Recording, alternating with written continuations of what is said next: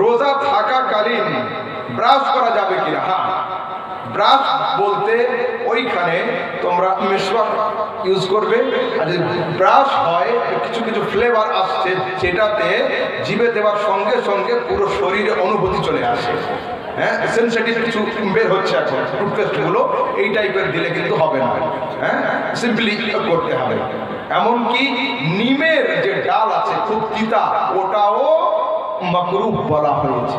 নিমেরটা যদি মাকরুহ হয় তো ফ্লেভারগুলো চলবে না, সেহেতু খালি ব্রাশ করুন আর সেহরির আগে করে নেন, ঠিক আছে? গুলগুল তো হবেই না। রোজা থাকাকালীন ফোন চালানো যাবে কিনা? জি হ্যাঁ, ফোন চালানো যাবে, কিন্তু এখানে কিন্তু আছে, এখানে কিন্তু আছে।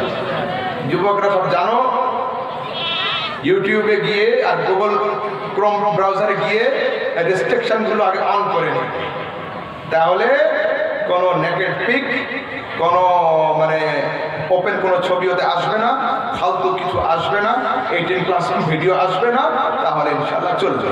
নয়তো মাকরুহ হয়ে যাবে। শুধু না খেয়ে থাকার নাম রোজা নয়।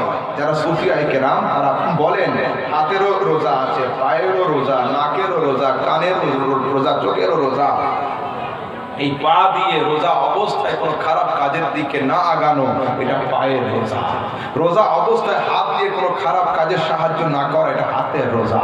রোজা অবস্থায় ইয়ারফোন লাগিয়ে কোনো ফালতু জিনিস না শোনা, এটা কানের রোজা। রোজা অবস্থায় চোখ দিয়ে কোনো অবৈধ ছবি জুম করে না দেখা, এটা হলো চোখের রোজা। সো তোমরা ট্রাই করবে ফুলফিল রোজা রাখার, কমপ্লিট সাইন হওয়ার। জমি বন্ধক নেওয়ার সঠিক নিয়ম? জি না, যে জিনিসটা চলবেই না তার কোনো সঠিক বেটি বলে নেই।